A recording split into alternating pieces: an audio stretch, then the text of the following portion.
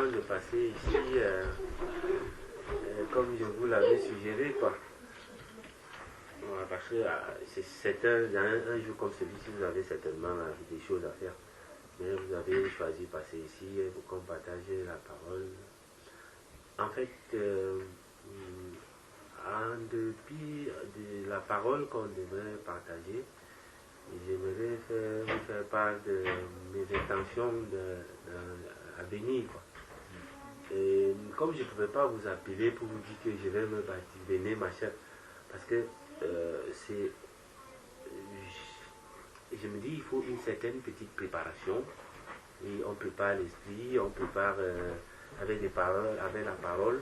Et voilà, ça fait que bon, à la prochaine, quand je parle, je médite, je prie, je lis, je prie, je médite, et puis ça fait à la prochaine, bon, je sais que c'est comme, je me dis peut-être, c'est...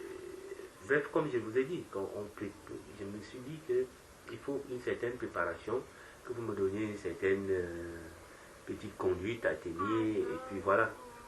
Ça aurait été de ma part, enfin je me dis, peut-être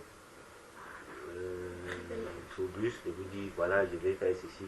Moi, il faut essayer une petite méditation, une prière, que je vais aller faire des sommes que je vais lire. Après, comme je vais rentrer là, et la prochaine fois que je reviendrai, et on pourra donc passer à l'étape véritablement dite, quoi. Moi, je sais pas. Frère, je réagisse parce que je ça ne sonne pas bien dans mon oreille. Attends. Laisse-le finir. Non, ça ne sonne pas. En fait, il n'est pas dit que ce que je dis est bien ou vrai, ou je suppose, je ne sais pas comment, j'ai une raison pour laquelle ils sont là. Donc, si je suis à gauche, ils me diront non, tu es à gauche, il faut être ici, c'est là, c'est comme ça que ça se passe. Voilà. Parce que je ne m'y connais pas.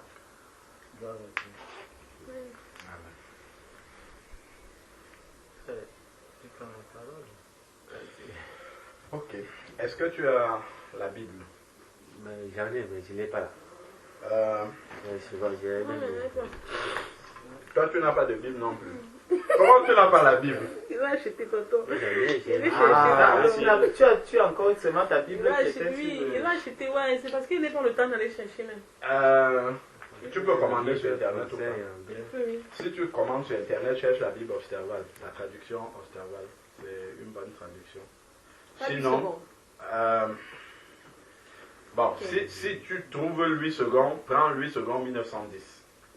C'est encore bon. Oui, là, tu peux trouver à Châtelet, là-bas aussi. Tu l'as regardé à la FNAC. À la FNAC. À la FNAC, ils n'auront pas. Ouais, non, ils vont te vendre les Bibles simples là, c'est pas bon. Ou tu regardes sur Internet. Il y a beaucoup de choses qui ont. Oui, parce que le temps d'aller chercher tonton.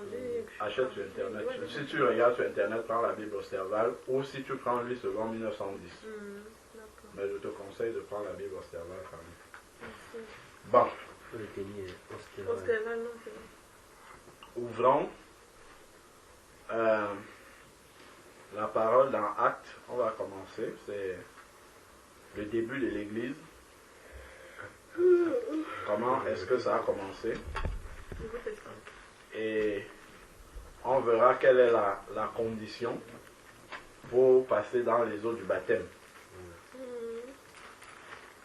Donc, si on prend dans Actes chapitre 2, c'est dans ce chapitre-là que l'Église a commencé en fait.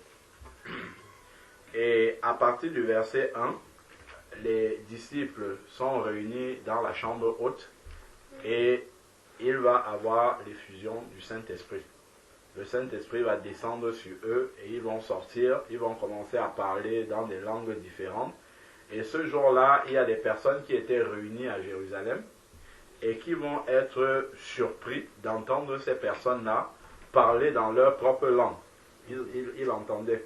Donc en fait, c'est un miracle que Dieu a accompli parce que il nous est dit ici qu'il y avait, si on lit au verset 5, Actes chapitre 2, verset 5, il est écrit, « Or, il y avait en séjour à Jérusalem des Juifs pieux venus de toutes les nations qui sont sous le ciel. » Ça, c'est vraiment pour nous montrer que l'Église du Seigneur Jésus-Christ est universelle. Toutes les nations de la terre. Le Seigneur s'est arrangé à ce que toutes les nations de la terre soient réunies ce jour-là à Jérusalem pour commencer l'Église. Afin que chacun puisse partir de là avec le message pour annoncer dans la nation où il est, afin que justement toutes les nations deviennent des disciples. Comme Jésus a dit, allez, faites de toutes les nations des disciples. Baptisez-les au nom du Père, du Fils et du Saint-Esprit et enseignez-leur à observer tout ce que je vous ai prescrit. Donc ça, c'est le démarrage de l'Église. Donc ensuite, maintenant, verset 7, il est dit, ils étaient hors d'eux-mêmes et dans l'admiration et disaient, voici ces gens qui parlent, ne sont-ils pas tous Galiléens? Donc effectivement, les disciples du Seigneur qui étaient là, c'était des Galiléens. Comment les entendons-nous parler dans notre propre langue maternelle? Et il commence à citer ces langues-là. Donc Dieu a permis en fait que sans avoir appris cette langue-là, il a mis une langue dans leur bouche, chacun dans les différentes langues qui sont présentes là sur de toutes les nations de la terre, pour que chacun puisse entendre l'évangile et amener ça là où il va. Donc c'est comme ça que l'Église a commencé. Et ça, c'est le but effectivement du Seigneur. Donc, ensuite maintenant, au verset 12, tous étaient hors d'eux-mêmes et perplexes et se disaient les uns aux autres, que veut dire ceci? Mais d'autres se moquaient et disaient, ils sont pleins de vin doux. Et c'est là où l'apôtre Pierre va prendre la parole et il va commencer à leur expliquer, à partir du verset 14, il va prêcher la parole. Alors Pierre, debout avec les 11, éleva la voix et s'exprima en ces termes. Vous, Juifs, et vous tous qui séjournez à Jérusalem, sachez ceci et prêtez l'oreille à mes paroles.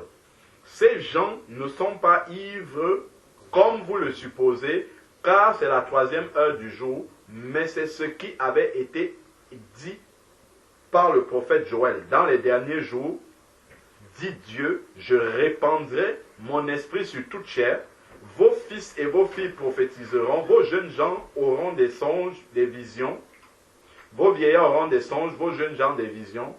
Oui, sur mes serviteurs et mes servantes, dans ces derniers jours, je répandrai mon esprit et ils prophétiseront. Je ferai des prodiges d'en haut, dans le ciel, et des signes d'en bas sur la terre. Du sang, du feu, une vapeur de fumée. Le soleil se changera en ténèbres et la lune en sang, et ainsi de suite. Verset 22 maintenant. Les Israélites écoutaient ces paroles. Jésus de Nazareth, cet homme approuvé de Dieu devant vous par les miracles et les prodiges et les signes que Dieu a fait par lui au milieu de vous, comme vous le savez vous-même. Cet homme livré selon le dessein arrêté et selon la préséance de Dieu, vous l'avez fait mourir en le clouant à la croix par les mains des impies. Dieu l'a ressuscité en le délivrant des liens de la mort parce qu'il n'était pas possible qu'il soit retenu par elle. Et ensuite, il va parler, il va continuer à expliquer que ce Jésus-là, c'est celui qui avait été annoncé par les prophètes, qui est venu pour racheter les péchés du monde entier et qu'ils ont crucifié à la croix.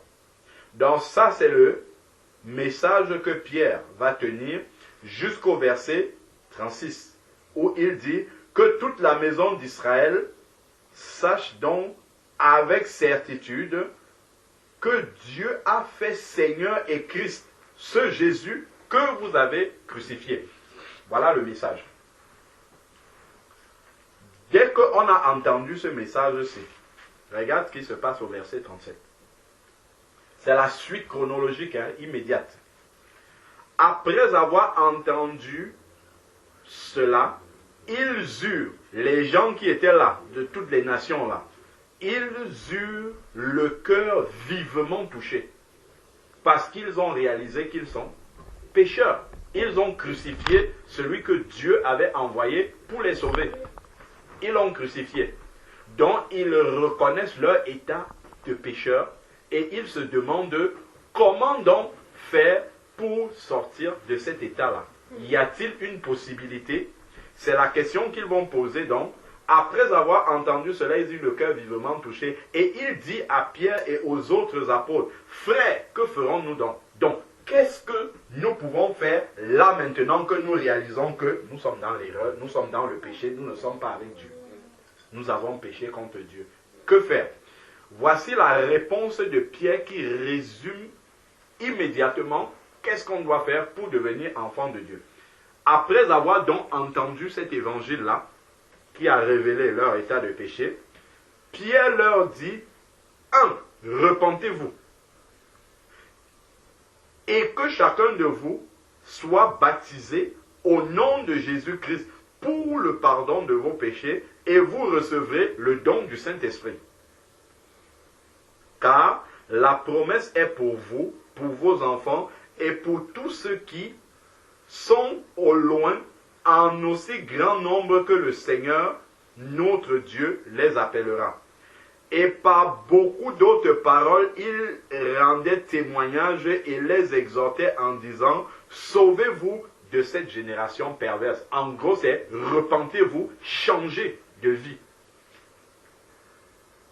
Ne marchez plus conformément au siècle présent. Parce qu'un enfant de lumière ne doit pas marcher comme ceux qui sont dans les ténèbres.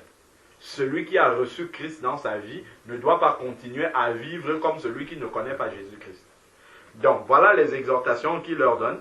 Et au verset 41, il est dit, ceux qui acceptèrent sa parole, la parole qui vient d'être prêchée là tout de suite, furent baptisés, et en ce jour-là, furent ajoutés environ 3000 âmes à l'église.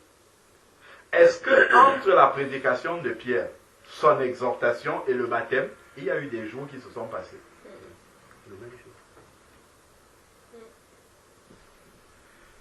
Ce qui constitue la préparation, Pierre l'a dit au verset 38, c'est repentez-vous.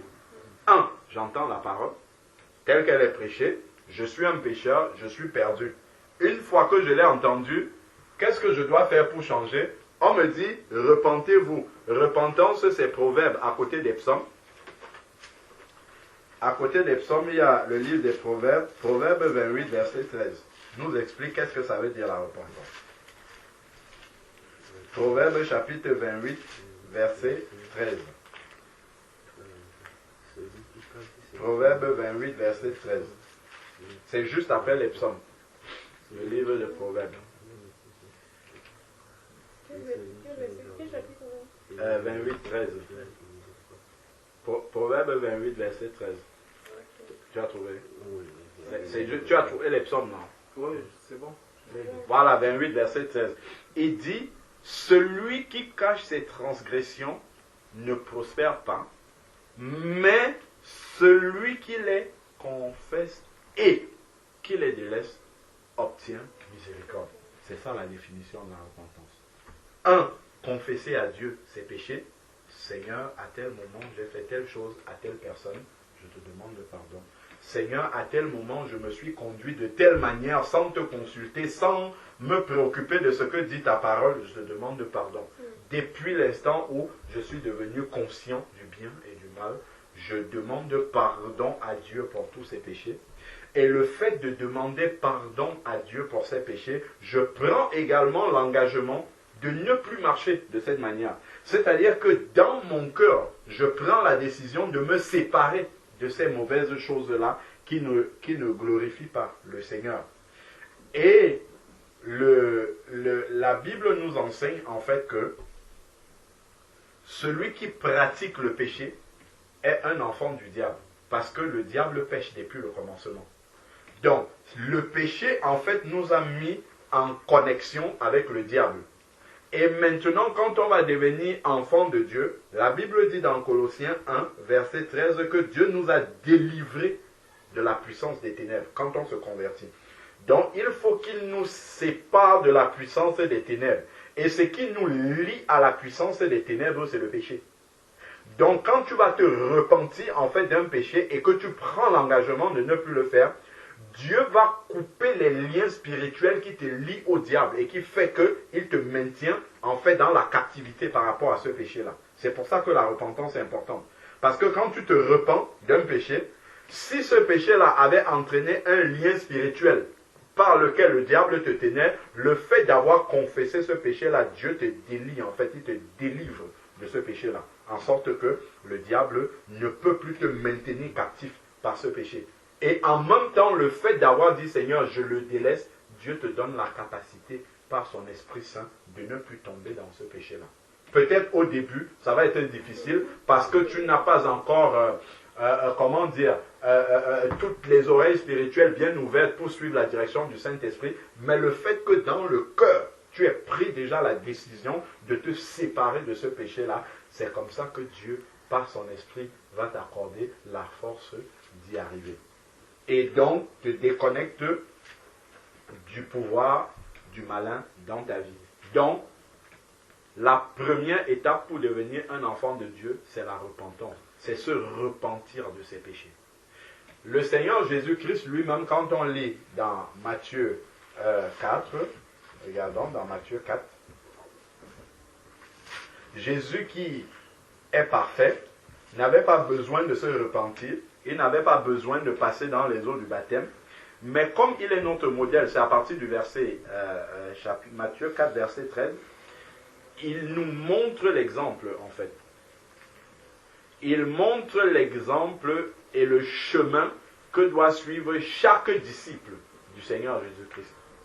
Chaque disciple qui viendra à sa suite doit suivre le même cheminement. Dans Matthieu, le premier livre des évangiles, 3, verset 13. Matthieu 3, verset 13.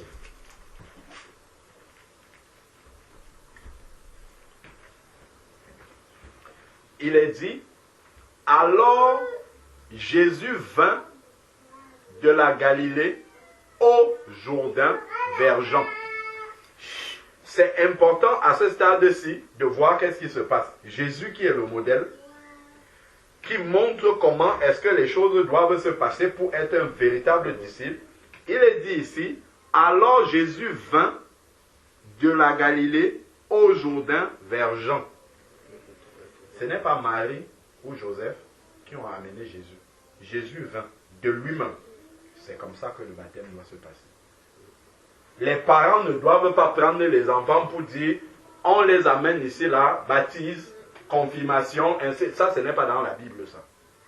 Jésus vint.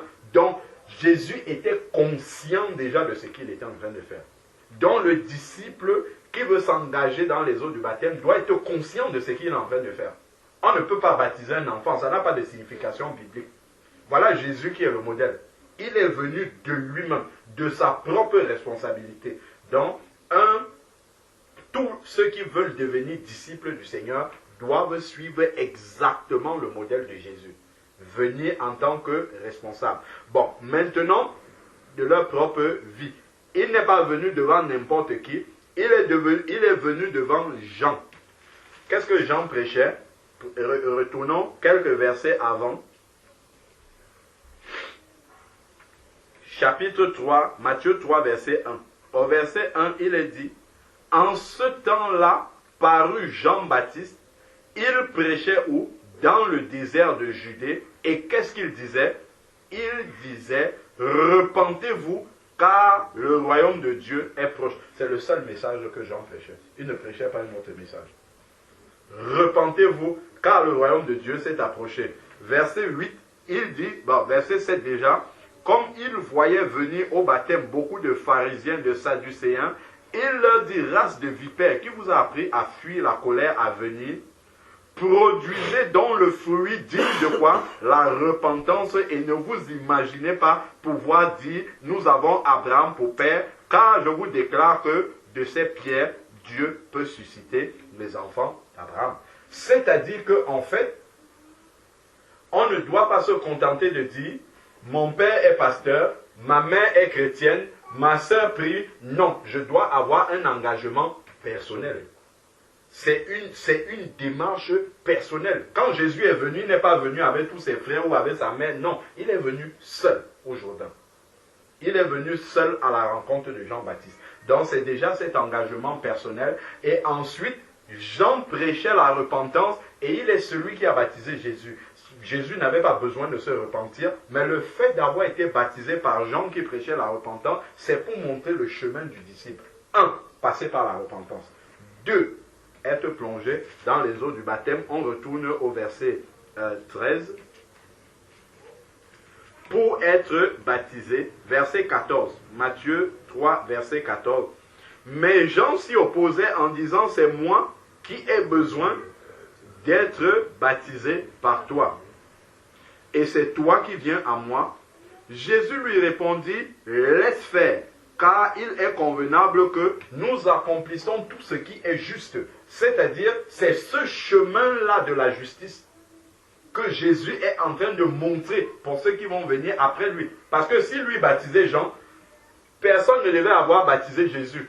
Or, Jésus doit montrer ce cheminement-là. Ce n'est pas Jean qui montre le chemin. Je crois que Jean l'a même dit que dans Jean 1, il est dit, il n'était pas lui-même la lumière, mais il est venu rendre témoignage à la lumière. Donc, pour faire ce qui est juste selon la justice de Dieu, il fallait que Jésus lui-même, qui est le seul chemin, le seul modèle, lui-même montre le chemin par lequel tous les disciples vont passer. C'est pour ça qu'il a dit, je suis le chemin, la vérité et la vie. Si Jean montrait le chemin, c'est que Jean serait un autre chemin. Mais c'est Jésus qui est le chemin. Et c'est le seul chemin. Donc, c'est ce cheminement-là, en fait, que tous ceux qui veulent être sauvés en Jésus-Christ doivent suivre. Donc, passer comme il est passé dans les eaux du baptême. Donc, c'est le chemin qui est juste. Alors, Jean le laissa faire. Aussitôt baptisé, donc on l'a immergé. Le Jourdain, c'était pas c'est un endroit vraiment où on pouvait plonger quelqu'un dans l'eau. Ensuite, maintenant, il est dit, alors Jean le laissa faire, aussitôt baptisé, Jésus sortit de l'eau. Ce qui montre qu'il était immergé avant. S'il est sorti de l'eau, ça veut dire qu'il était immergé. Dans le seul baptême, pour suivre le chemin, pas un des chemins, pour suivre le chemin, il faut être immergé. Voici le chemin qu'il est en train de montrer. Il sortit de l'eau. Donc il faut être immergé. Et voici maintenant, il y a quelque chose qui va se passer lorsqu'on a suivi le chemin. Pas un chemin, lorsqu'on a suivi vraiment le chemin de Jésus-Christ. Donc, repentance personnelle, engagement personnel à suivre le Seigneur, immersion totale dans les eaux du baptême après être repenti. Qu'est-ce qui se passe maintenant? Les cieux s'ouvrirent. Le ciel s'ouvre pour cette personne-là. Le ciel s'ouvre, c'est une grande signification. Ça veut dire que désormais, celui-là, quand il prie, le ciel peut s'ouvrir. Pour que Dieu réponde. Le ciel ne s'ouvre pas pour rien. Quand le ciel s'ouvre, ça veut dire que Dieu peut répondre désormais à tes prières. Quand tu élèves la voix, Dieu maintenant reconnaît que celui-là, il appartient à ma famille et il répond. Le ciel s'ouvrit. Ça veut dire que désormais, on le connaît. On connaît le disciple qui est passé dans les eaux du baptême au ciel. Qu'est-ce qui se passe? L'Esprit de Dieu descend et il vit l'Esprit de Dieu descendre. L'Esprit de Dieu descend sur lui. C'est une confirmation spirituelle que désormais il n'appartient plus à l'ennemi, mais il appartient à Dieu. Le signe que nous appartenons désormais à Dieu, c'est le Saint-Esprit en nous. Ça veut dire que nous sommes la propriété de Dieu. Et c'est le Saint-Esprit qui nous permet de communiquer avec Dieu. Parce que la Bible nous dit dans Jean 4, verset 24, que Dieu est esprit. Et il faut que ceux qui l'adorent en esprit et en vérité. Donc, si on n'a pas le Saint-Esprit en nous, ceux qui ne connaissent pas Jésus-Christ peuvent prier. Ils peuvent envoyer les prières. Mais jamais ils n'auront de réponse. Jamais ils ne pourront entendre Dieu leur parler. Jamais. Ils ne pourront pas. Parce que pour entendre Dieu nous parler, répondre à ce que nous lui avons demandé, il faut que l'Esprit Saint soit en nous pour décoder ce que Dieu dit, pour que nous entendions, nous comprenions ce qu'il veut dire. Nous pouvons toujours avoir une, penser que c'est Dieu qui est en train de répondre, mais tant qu'on n'a pas l'Esprit de Dieu en nous, on ne peut pas avoir cette certitude-là d'entendre la réponse en retour que Dieu nous donne. Donc, l'Esprit de Dieu qui vient habiter en nous est l'attestation que nous lui appartenons désormais, que notre nom est désormais inscrit. Quand Dieu donne son Esprit à quelqu'un, il écrit son nom dans le livret de famille de Dieu. Ce que la Bible appelle le livre de vie. Donc, ici, l'Esprit de Dieu est descendu comme une colombe. La colombe, c'est un animal déjà qui est blanc et qui, reste uniquement là où c'est propre. Voilà pourquoi on a besoin de la repentance. Nettoyer l'intérieur pour que l'Esprit Saint puisse venir habiter. Voilà. Il est saint, donc il ne peut venir habiter que dans un corps qui est saint, dans un temple qui est saint. C'est pour ça que la repentance permet justement ce nettoyage-là afin d'accueillir l'Esprit Saint et venir sur lui. Verset 17. Et voici qu'une voix fit entendre des cieux ces paroles. Celui-ci est mon fils bien-aimé. Voilà le chemin, la vérité et la vie. Quand on suit ce chemin-là, après être sorti des eaux du baptême, on reçoit l'Esprit de Dieu, si on ne l'avait pas reçu avant. Et comme nous l'avons reçu, Dieu confirme désormais que celui-là qui est sorti des eaux du baptême, Dimitri là, c'est mon fils. Il m'appartient, c'est ça. Il est mon fils bien-aimé en qui j'ai mis toute mon affection. Tous ceux qui s'engagent dans les eaux du baptême, le Seigneur dit la même chose. Il nous aime de la même manière qu'il a aimé Jésus-Christ. Et il dispose tout pour que nous puissions marcher comme le Seigneur Jésus a marché sur cette terre. Donc, voici en fait comment se passe le baptême. Jésus qui est venu là, il n'a pas suivi un enseignement préalable. Il est venu là de lui-même. Tous ceux qui venaient là, ils ont juste écouté ce que Jean disait avant, repentez-vous, produisez le fruit digne de la repentance, et ils se sont engagés. Si nous retournons dans le livre des Actes, Actes chapitre 2 que nous avons lu, les gens qui étaient là, ils ont écouté la prédication de Pierre. Et ensuite, ils ont demandé qu'est-ce qu'ils doivent faire. Pierre a dit, repentez-vous et que chacun de vous soit baptisé au nom de Jésus-Christ et vous recevrez le don du Saint-Esprit. C'est ce qu'on a vu là avec Jésus. Et donc, qu'est-ce qu'ils ont fait? Ce jour-là même, comme nous dit le verset 41, Actes chapitre 2, verset 41, il est dit, ceux qui acceptèrent sa parole furent baptisés en ce jour-là. La Bible précise bien en ce jour-là, pour dire qu'il n'y a pas eu un délai de réflexion ou ainsi de suite, parce qu'ils étaient prêts. Furent ajoutés environ 3000 âmes. Ici, les apôtres auraient pu dire, parmi vous tous qui acceptez la parole de Dieu, là, vous êtes trop nombreux. On n'a pas le temps de pouvoir vous baptiser tous. Aujourd'hui, on va prendre peut-être 300. Demain, on va encore prendre 300. Après-demain, on va en prendre peut-être 500. Mais ils ont pris le temps, dans cette même journée-là, il était 3 heures le matin, hein, c'est ça, hein, c'est la 3e heure, 3 heures. Donc c'est 9 heures du matin, je crois, si je ne me trompe pas. Donc, dès cette 3e heure-là, après la prédication de Pierre, ils ont commencé à baptiser 3000 personnes. 3000. C'est vraiment pour nous montrer que dès que quelqu'un, la seule chose qui peut empêcher que quelqu'un soit baptisé, c'est qu'il n'ait pas reçu la parole de Dieu dans son cœur. C'est qu'il ne soit pas d'accord de se repentir. C'est ça qui peut empêcher. Mais dès qu'il est prêt, on n'attend pas une minute. S'il y a 3000 qui étaient prêts, s'il y avait 5000, il devait baptiser les 5000. Même si ça prenait toute la journée, toute la nuit, il devait le faire jusqu'à ce que ça soit fini. Parce que dès l'instant où on a entendu cette parole et qu'on est prêt, parce qu'on est repenti, directement, parce que le diable va essayer de nous retenir au maximum pour qu'on remette ça à plus tard et que des choses puissent se passer encore pour probablement nous empêcher de rejoindre le royaume de Dieu le plus rapidement possible. C'est pour ça que les apôtres immédiatement Dès que quelqu'un recevait la parole, il le baptisait. Prenons maintenant Acte.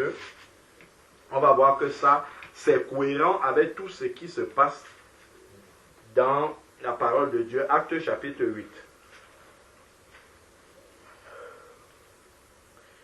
Acte chapitre 8 à partir du verset 5. Acte chapitre 8, on reste toujours dans les actes chapitre 8, verset 5. C'est bon. Il est dit, Philippe, descendu dans la ville de Samarie, il prêcha le Christ. Les foules d'un commun accord s'attachaient à ce que disait Philippe en apprenant et voyant les miracles qu'il faisait, car les esprits impurs sortaient de beaucoup de démoniaques en criant d'une voix forte, et beaucoup de paralytiques et de boiteux étaient guéris, et il y eut une grande joie dans la ville. Sautons maintenant à partir du verset 12, dont il y avait Simon un magicien, verset 12. Mais quand ils eurent, les habitants de la Samarie, cru à la parole de Philippe, quand ils eurent cru, dès qu'ils eurent cru à la parole de Philippe, qui leur annonçait la bonne nouvelle du royaume et du nom de Jésus-Christ, hommes et femmes se firent baptiser. Dès l'instant qu'ils ont cru. La seule chose qui empêche, c'est qu'on ne croit pas, ou qu'on ne soit pas repenti. Dès qu'ils ont cru, hommes et femmes se firent baptiser. Il n'y a pas une préparation au sens de catéchisme. Ça n'existe pas dans la parole de Dieu. Dès qu'ils ont cru à ce que Philippe disait, hommes et femmes se firent baptiser. Simon lui-même aussi, après avoir été baptisé, ne quittait plus Philippe et voyait avec étonnement les signes et les miracles qui se produisaient.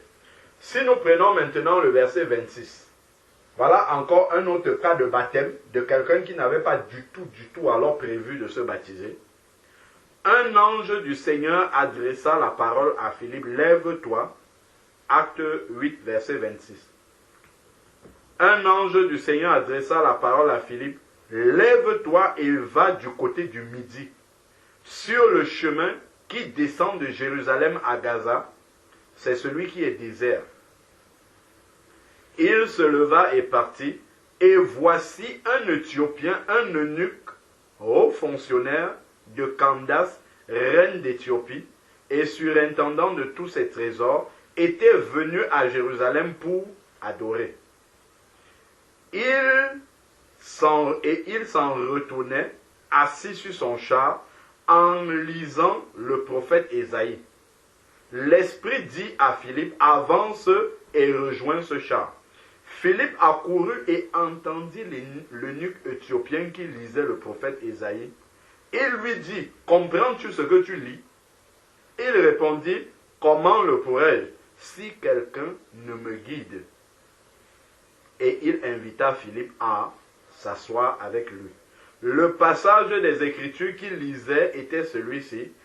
Il a été mené comme une brebis à l'abattoir et comme un agneau muet devant celui qui le tond. Il n'ouvre pas la bouche. Dans son humiliation, son droit a été supprimé et sa génération qui la racontera. Car sa vie est supprimée de la terre.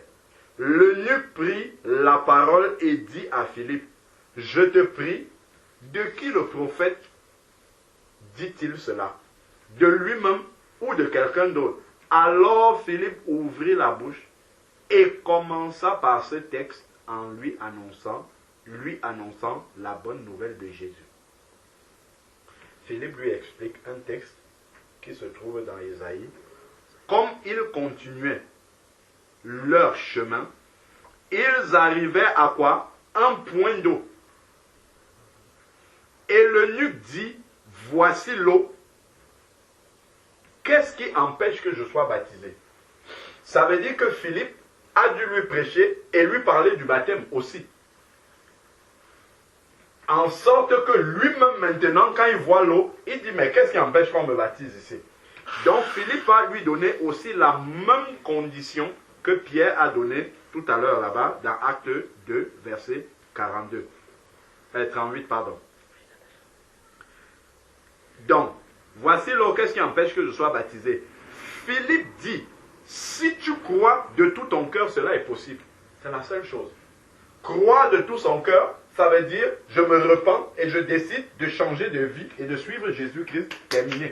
Si on fait ça, cela est possible. Si tu crois de tout ton cœur, cela est possible. L'eunuque répondit, je crois que Jésus-Christ est le Fils de Dieu. Dans cette parole-là, il y a toute la repentance de l'eunuque éthiopien. Il y a son engagement à Jésus-Christ. Il y a le témoignage de sa foi. Il dit, je crois que Jésus-Christ est le Fils de Dieu. Il ordonna d'arrêter le char.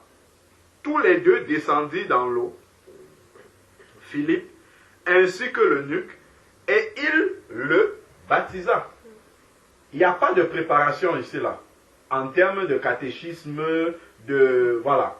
Donc, immédiatement, on lui a prêché la parole, il a compris qu'est-ce que ça voulait dire, il a compris quel est son engagement, c'est-à-dire quand il dit « je crois que Jésus-Christ est le Fils de Dieu », ça veut dire non seulement il y a l'adhésion du cœur que c'est le Fils de Dieu, mais il y a la décision de se soumettre à ce Fils de Dieu désormais pour la suite de sa vie.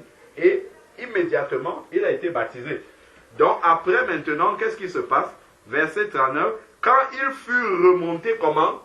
Hors de l'eau. Comme Jésus sortit de l'eau, hors de l'eau, ça veut dire qu'ils étaient entrés dans l'eau alors. Ça nous montre encore que le baptême, c'est immersion. Amen. Donc, quand il fut sorti de l'eau, l'Esprit du Seigneur enleva Philippe et l'eunuque ne le vit plus. Alors que joyeux, il poursuivait son chemin. Donc, voilà encore un cas de baptême où les gens ont écouté, quelqu'un a écouté la parole de Dieu, il a ouvert son cœur, il a cru et immédiatement, il a été baptisé. Si nous prenons maintenant Acte chapitre 10, on a encore un autre cas. C'est Pierre qui se retrouve chez Corneille et il va prêcher la parole de Dieu à partir du verset 34. Alors Pierre ouvrit la bouche et dit, en vérité, je comprends que pour Dieu, il n'y a pas de considération de personne, mais en toute nation, celui qui le craint et qui pratique la justice lui est agréable. Et donc Pierre va prêcher Jésus de Nazareth, la mort, la résurrection de Christ, l'œuvre de Christ à la croix. Verset 44 maintenant, qu'est-ce qui se passe? Comme Pierre prononçait encore ces mots, le Saint-Esprit descendit sur tous ceux qui écoutaient la parole de Dieu. Verset 44. Comme Jésus-Christ, le jour où il s'est baptisé, le Saint-Esprit est descendu pour montrer à Pierre que ceux qui sont en train d'écouter la parole de Dieu là, Dieu les connaît déjà. Et comment Pierre va réagir? Verset 45. Tous les croyants circoncis, c'est-à-dire les croyants juifs qui étaient là, qui étaient venus avec Pierre, furent étonnés de ce que le don du Saint-Esprit soit aussi répandu sur les païens, car ils les entendaient parler en langue et exalter Dieu. Verset 47, Pierre reprit. Alors Pierre reprit, peut-on refuser l'eau du baptême à ceux qui ont reçu le Saint-Esprit aussi bien que nous? Il ordonna de les baptiser au nom de Jésus-Christ. Immédiatement. Il a prêché la parole, le Saint-Esprit est descendu sur les gens, il les a baptisés tout de suite. Tous les baptêmes qu'on voit dans la parole de Dieu, c'est comme ça. Tous, sans exception. Donc, c'est à se demander d'où viennent les cours de catéchisme. Où est-ce qu'on voit ça dans la parole de Dieu? Cours de préparation au baptême, ça n'existe nulle part dans la parole de Dieu. Ça, c'est une création humaine. Regardons Acte chapitre 16.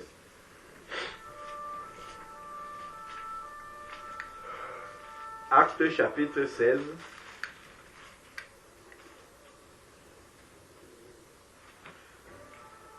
Donc, il y a une dame qui est animée d'un esprit de python qui suit Paul et les autres disciples qui étaient avec lui.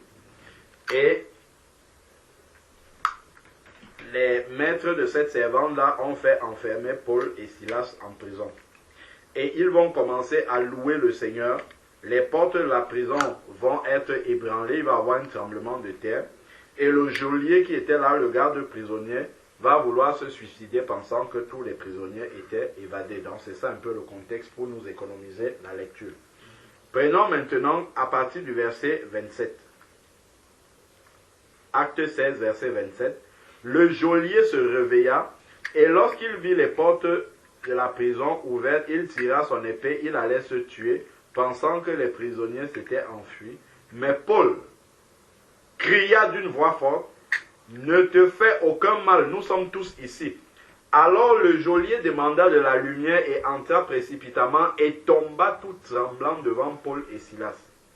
Il les mena dehors et dit, « Seigneur, que faut-il que je fasse? Que faut-il que je fasse pour être sauvé? » Il répondit comme Philippe avait répondu à l'eunuque éthiopien, « Crois au Seigneur Jésus-Christ et tu seras sauvé, toi et ta famille. » Croire, ça veut dire, comment dire, ouvrir son cœur. Croire déjà qu'il est celui qui est venu pour nous sauver, mais ensuite prendre l'engagement de soumettre désormais sa vie à ce Jésus-Christ-là qui est le Fils de Dieu. Qu'est-ce qui se passe par la suite? Verset 32, et ils annoncèrent la parole du Seigneur. C'est la seule chose qu'il fait. Ainsi qu'à tous ceux qui étaient dans sa maison, la maison du geôlier. Il les prit, Paul et Silas, avec lui, à 7 heures même de la nuit, lava leurs plaies, et aussitôt, il fut baptisé, lui et tous les siens. La nuit. On n'a même pas attendu le matin. Il a cru la nuit, et la même nuit, on n'a pas dit non, on attend demain quand il va faire jour, on va voir comment est-ce qu'on va les baptiser. La nuit même, ils ont cru et on les a baptisés. Ça nous montre en fait l'urgence qu'il y a lorsque on a déjà cru au Seigneur Jésus-Christ de passer dans les eaux du baptême. Les apôtres, eux, ils avaient ce discernement-là. Les pasteurs aujourd'hui qui font les écoles de catéchisme, les préparations au baptême, ils n'ont pas le discernement des apôtres. Si la trompette de l'enlèvement sonne maintenant et que quelqu'un devait se baptiser et qu'il n'est pas baptisé, il peut rater l'enlèvement comme ça. S'il arrive qu'il meurt dans cet état-là, il traverse la route, la voiture le renverse, alors qu'il devait passer dans les eaux du baptême. C'est quand même écrit dans Marc 16, celui qui croira et qui sera baptisé sera sauvé. Le baptême fait partie de l'engagement. Donc les apôtres, eux, ils avaient compris cette urgence-là. En sorte que quand quelqu'un avait cru, on ne passait pas, je ne sais pas moi, un mois à lui expliquer encore la parole de Dieu, on le baptisait immédiatement. Et c'est justement après le baptême que, ayant reçu le Saint-Esprit, on peut commencer donc à lui expliquer les profondeurs de la parole de Dieu, sachant que avec l'Esprit de Dieu, désormais, il peut comprendre la parole qu'on va lui expliquer. Donc, voilà encore un cas où on n'a même pas attendu le matin pour baptiser. Et enfin, maintenant, si on regarde dans Actes chapitre 19, du verset 1 au verset 7, on a encore un cas ici où Paul marche carrément dans la rue et il rencontre des personnes. Actes chapitre 19, verset 1. Pendant qu'Apollos était à Corinthe, Paul, après avoir traversé les hauteurs du territoire, se rendit à Éphèse. Il rencontra quelques disciples et leur dit, « Avez-vous reçu le Saint-Esprit quand vous avez cru ?» Il répondit, « Nous n'avons même pas entendu dire qu'il y ait un Saint-Esprit. » Il dit, « Mais quel baptême avez-vous donc reçu ?» Il répondit, « Le baptême de Jean. » Alors Paul dit, « Jean a baptisé du baptême de repentance. » Il disait au peuple de croire en celui qui venait après lui, c'est-à-dire en Jésus, regarde ce qui est là. Sur ses paroles, il est en chemin. Hein. Sur ses paroles, il fut baptisé au nom de Jésus-Christ. Immédiatement. Dès qu'il n'y a pas d'opposition dans le cœur, il y a une adhésion complète au message de Jésus-Christ dans le cœur et que les personnes ont accepté de se repentir et de suivre Jésus-Christ, on les baptise immédiatement. Donc voilà comment on a balayé dans tout le livre des Actes des Apôtres. Tous les baptêmes sont pareils. Tous. On a pris vraiment le temps de balayer chacun des baptêmes dans la parole de Dieu et on voit qu'il n'y a pas un temps de préparation au sens où l'église traditionnelle enseigne. La préparation, c'est de réaliser qu'on est pécheur et perdu et de se repentir de ses péchés. C'est ça qui est la préparation. Une fois que cette préparation-là est faite, parce que c'est dans une nouvelle vie qu'on va s'engager, là, il n'y a plus rien qui empêche le baptême de se passer. Après, maintenant, si le frère veut exhorter peut-être sur ce que signifie le baptême ou dans un autre axe, que Dieu conduise tout. Déjà, est-ce que tu as des questions, Dimitri, par rapport à tout ce qui a été dit là? J'ai pas de questions. Tu n'as pas de questions, c'est clair. C'est plus que clair. Gloire à Dieu. Non, j'ai pas de questions. Déjà, je vous avais expliqué que j'ai eu un ami à Djibouti, père son âme et mort. On discutait souvent de ce sujet et il nous expliquait exactement. Lui, il était protestant. Moi, je suis catholique. Il nous expliquait qu'il n'a rien contre les catholiques, mais il se pourrait que les catholiques ne fassent pas les choses exactement comme il se devrait. Et nous, on prenait la Bible, comme on était 4, chacun prenait la Bible, il lisait. Après que tu aies fini de lire, il te dit explique. Tu essaies d'expliquer, il te dit bon. Il nous disait, on croit tous que la parole, la bonne parole, que Jésus a dit, on l'a traduit dans la Bible, n'est-ce pas? Ça veut dire que tout ce qui est dans la Bible, si on est croyant, on doit le faire. Il dit ok. Bon, vous les catholiques, quand vous baptisez, ça se passe comment? On dit quand tu nais, tu es petit, tu es encore bébé, on t'amène à l'église et tout, et puis on le fait, tu te mets de l'eau.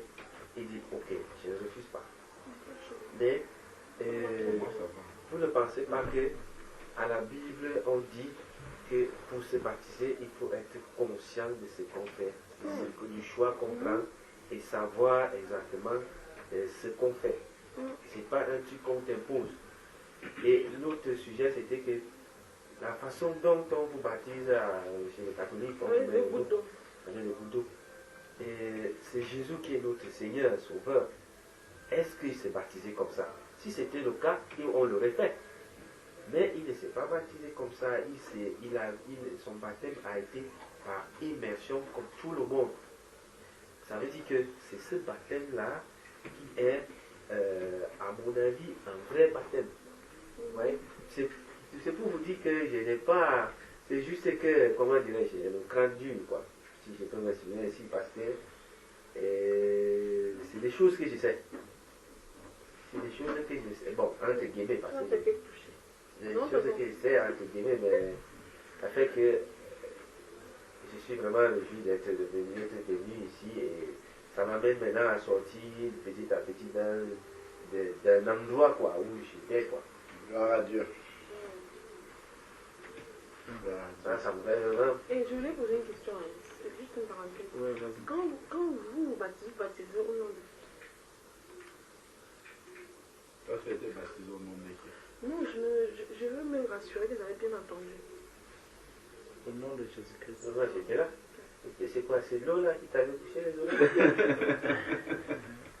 Non, je voulais juste me rassurer que je n'avais pas... Déjà, on t'a posé la question ici, acceptes-tu de recevoir Jésus? Je suis d'accord, non. Tu as Parce dit, que, et non. quand on est allé là-bas, tu as dit, je me on te rappelle- baptise au nom. Je me rappelle très bien, mais je voulais me rassurer que c'est bien ça.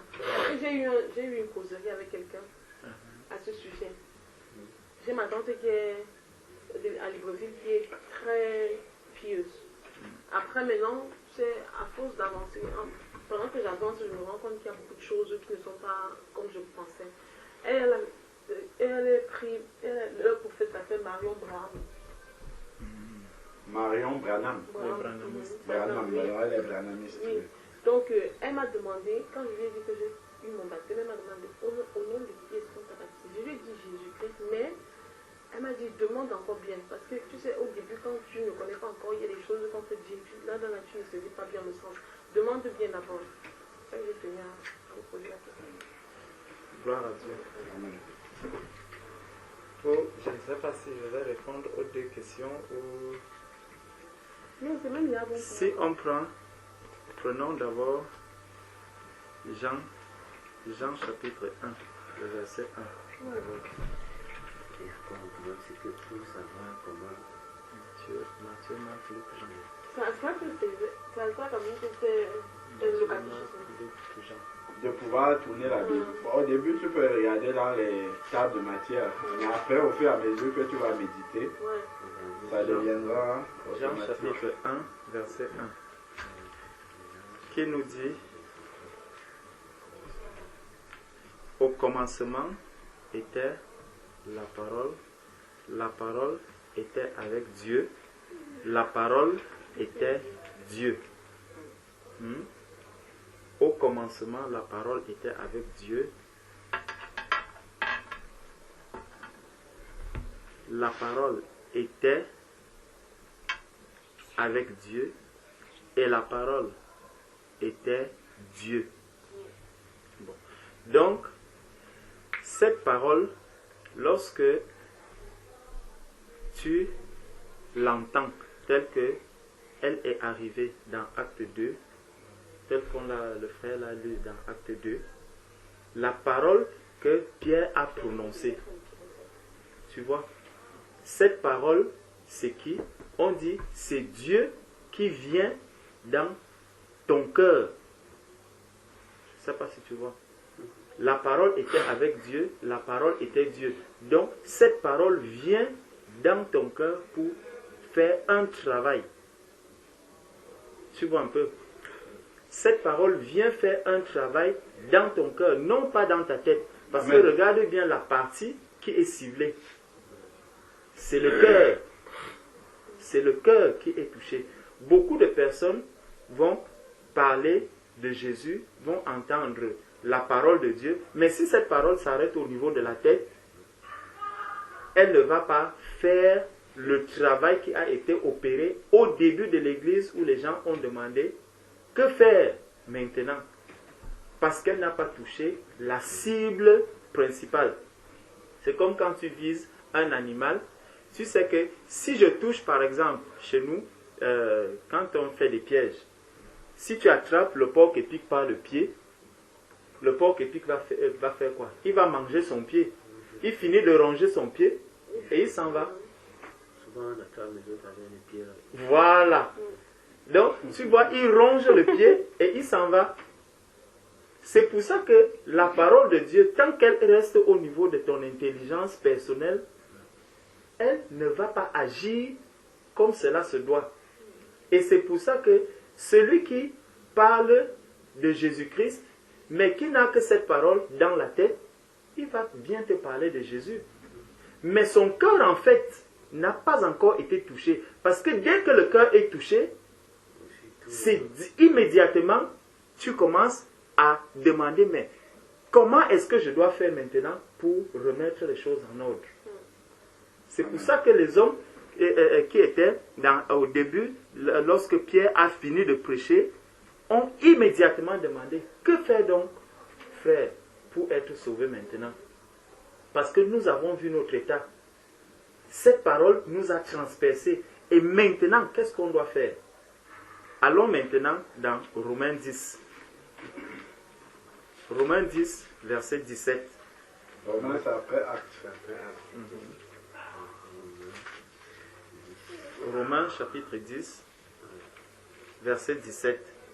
Il nous dit, ainsi la foi vient de ce qu'on entend, et ce qu'on entend vient de la parole de Dieu. Tu vois? Ainsi la foi vient de ce qu'on entend, et ce qu'on entend vient de la parole Là, c'est la parole de Christ. Donc, la parole de Dieu, la parole de Christ. Donc, si tu entends une parole et que cette parole est la parole de Dieu, dans Jean 1:1, n'oublie pas d'où on est parti. Au commencement était la parole était avec Dieu, la parole était Dieu. Là, on te dit que si tu entends la parole de Dieu, cette parole, si tu mets la foi dans cette parole de Dieu, donc si tu crois à cette parole de Dieu,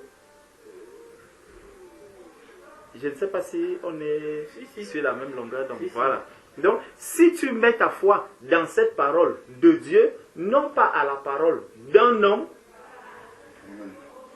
ça veut dire que tu es en train de chercher à arriver à la vérité. Parce que Christ est la vérité et c'est à cette vérité qu'on doit arriver. Amen. Tu vois un peu. Donc, l'homme va te dire que tu peux venir avec un bébé, le baptiser. Tu peux même venir avec un mort, on baptise le mort. Quelqu'un va te dire tout ce qu'il dira. Mais il faut que toi, tu cherches la parole de Dieu. Amen. Cette parole, donc, tu vas lui dire, montre-moi où est-ce qu'elle est écrite ici. Parce qu'on te dit que ça, c'est la parole de Dieu ici. Tu vois un peu? Donc, un homme peut dire tout ce qu'il dit. Je peux même te dire que je baptise juste mes pieds.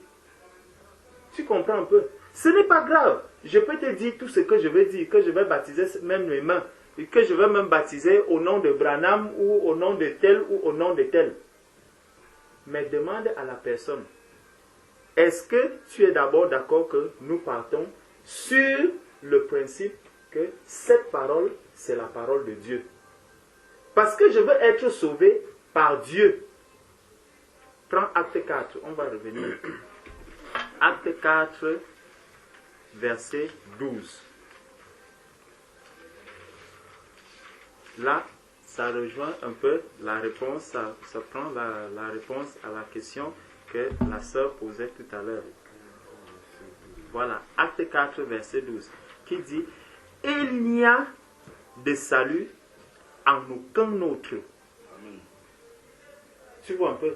Donc, si quelqu'un te dit que Branham va te sauver, demande-lui, est-ce que dans ta Bible, dans la Bible que j'ai en main, est-ce qu'il est écrit que le nom de Branham peut me sauver? S'il est écrit là-dedans que le nom de Branham peut me sauver, ok, j'accepte. Tu vois un peu? Mais comme ici, on te dit que il n'y a de salut en aucun autre. Car il n'y a sous le ciel aucun autre nom qui ait été donné parmi les hommes par lequel nous devrions être sauvés. Il n'y a aucun autre nom par lequel nous devrions être sauvés. Et regarde alors, ceux qui ont cru à ce nom auquel qui peut sauver, on dit, lorsqu'ils virent, dont les personnes ont vu ceux qui croyaient à ce nom, on dit, lorsqu'ils virent l'assurance de Pierre et de Jean, ils furent étonnés, sachant que c'étaient des hommes du peuple sans instruction, et ils les reconnurent pour avoir été avec Jésus. Tu vois l'assurance qu'ils avaient. C'était des hommes sans instruction qui étaient avec le peuple, mais ils avaient une certaine assurance. Ils avaient une grande assurance. C'est pour ça, lorsque tu vas parler à quelqu'un qui n'a pas encore reçu Jésus-Christ, dès que tu vas commencer à lui dire Jésus est le chemin, la vérité et la vie, Jésus-Christ est venu mourir à la croix, pour lui, comme c'est quelque chose d'impensable, comme c'est quelque chose qu'il ne peut même pas accepter, tu vois, la seule chose qui va commencer, c'est quoi? C'est que le cœur commence à s'enflammer. Tu dis non, non, non, non, non. Comment tu peux penser? Comment tu peux... En fait, c'est le cœur. Son cœur lui atteste qu'en réalité, ce qu'on est en train de te dire là, c'est la vérité, mais tu refuses cette vérité. Et il passe donc par la violence. Par contre, toi qui le lui dis, quand tu vas voir sa réaction, tu te mets à sourire. Parce que tu sais que effectivement, c'est cette vérité-là. S'il l'accepte, c'est par là que passe son salut. Quand tu vas t'adresser à un branhamiste, tu n'as pas besoin de faire la force pour qu'il comprenne, parce que tu es sûr que ce que tu es en train de lui dire, que si tu ne nais pas d'eau et d'esprit, comme Jésus l'a dit à Nicodème dans Jean 3, au nom de Jésus-Christ, si tu n'es pas baptisé, ton baptême au nom d'Abraham n'a aucune valeur. C'est ce que notre ami l'a dit. Voilà. Tant que tu n'étais pas baptisé Au nom de Jésus-Christ. et être immergé dans notre baptême, Ça n'a aucune valeur. Ça veut dire que quelqu'un peut même arriver, il s'appelle, par exemple, et on a vu, Jean, lorsque Jean baptisait, on disait, c'était le baptême de Jean. Tu vois un peu? Bon, maintenant quand on te prend, tu sais que le nom de Jésus qui est invoqué là, il va anéantir toute puissance qui peut, ou toute ténèbre qui peut être en toi. Le seul fait qu'on est baptisé, au nom de Jésus, je te baptise. Donc, je t'immerge. En fait, baptiser, ça signifie immerger. Donc, je te plonge maintenant dans le nom de Jésus. Donc, il n'y a que Jésus-Christ qui est là. Rien d'autre.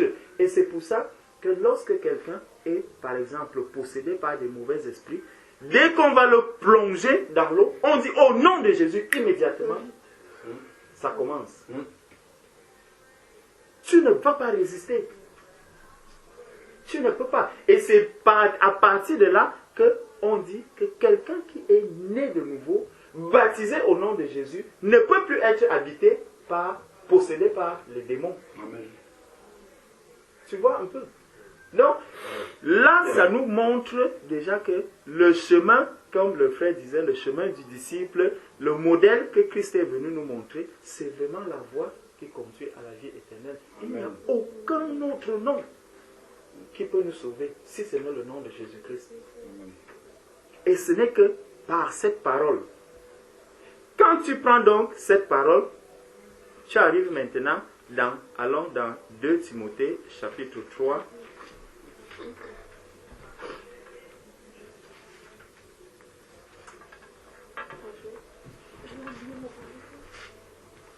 Deux Timothée, chapitre 3.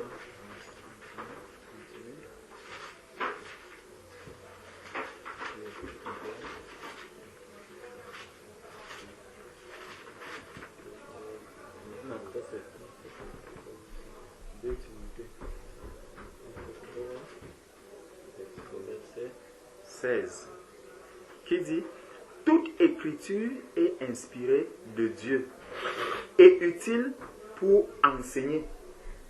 Tu vois un peu. Donc, toutes les écritures, donc tout ce qu'on a lu tout à l'heure, c'est une inspiration divine. Et ça, c'est parce que ça se trouve là-dedans.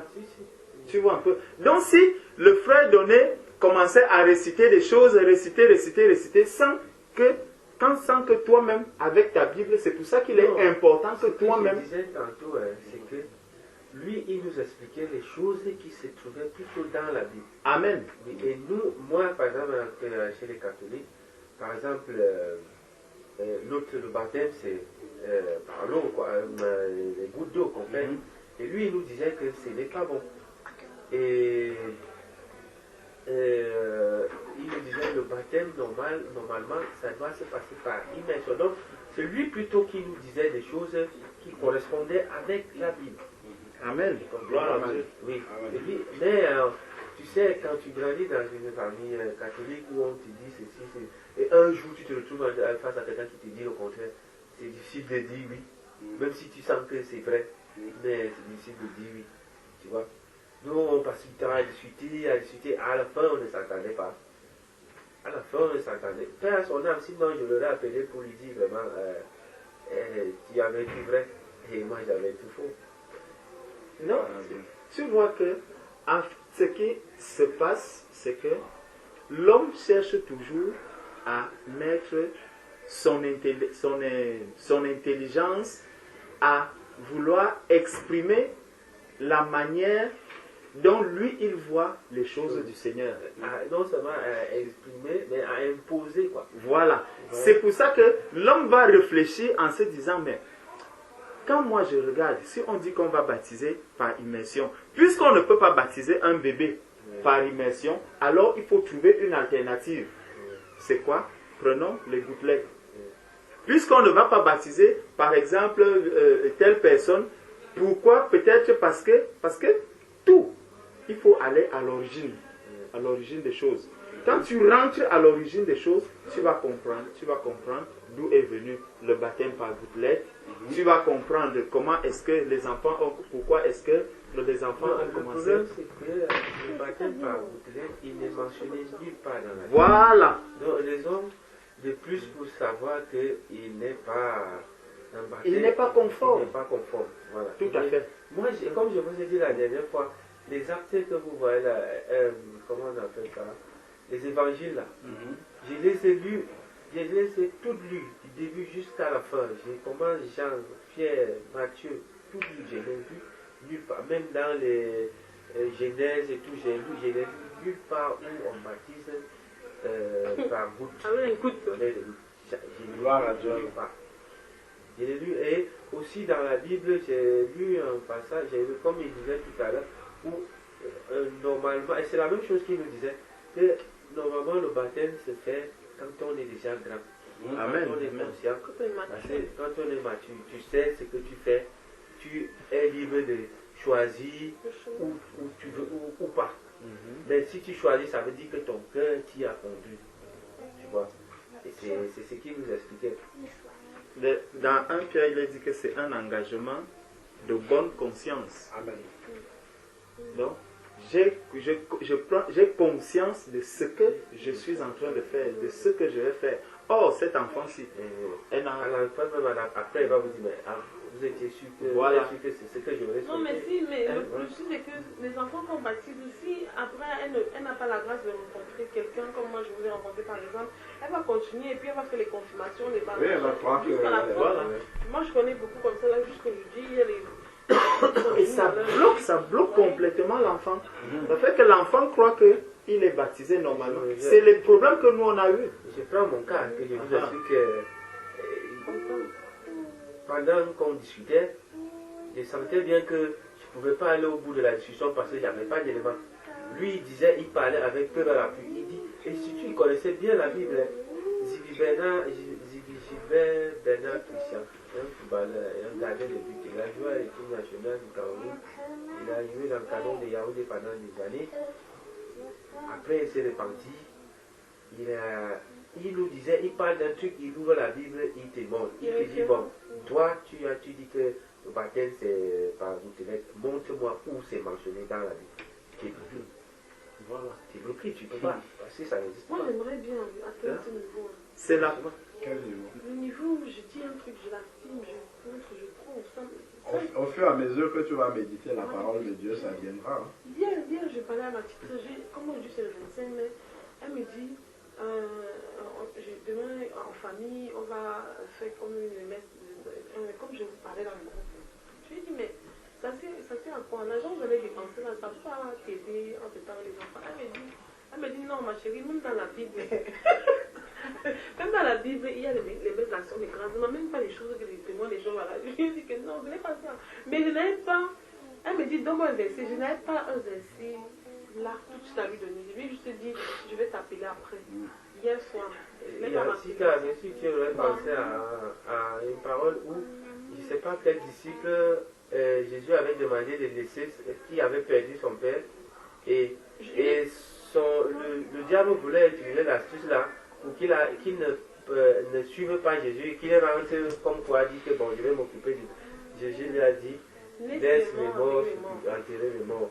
Je me suis bien rappelé ça, je lui ai dit, mais je n'avais pas le verset. Tu vois, c'est ce que je dis, j'aimerais bien avoir. Elle veut faire le culte d'action de grâce par rapport à un mort. Même à lui, même aujourd'hui. Ah, c'est même pas par rapport à l'ascension, c'est par rapport à quelqu'un qui est mort. Ah, par rapport à la maman. La maman, oui, aujourd'hui, donc elles ont organisé comme un déjeuner à la maison et on mange, on boit quoi. Et moi, je lui disais, ça ne sert à rien. C'est vrai, moi, à l'époque, j'aurais organisé un festin terrible. Mais aujourd'hui, les choses, je vois les choses de la même façon.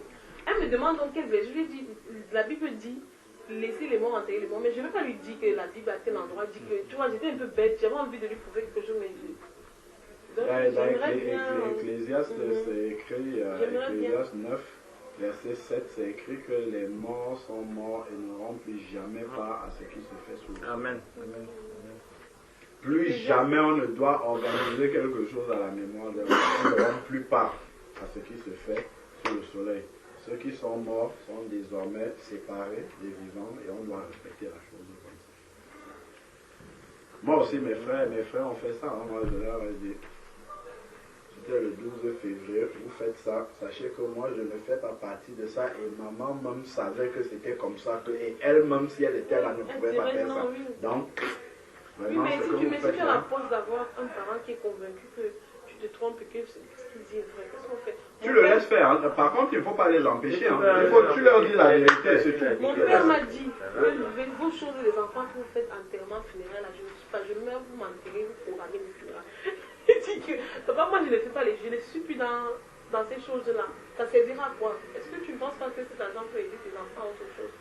Il m'a dit, il faut me laisser les choses de ta tante de Libreville là. J'ai dit que quand je meurs, vous faites comme j'ai dit.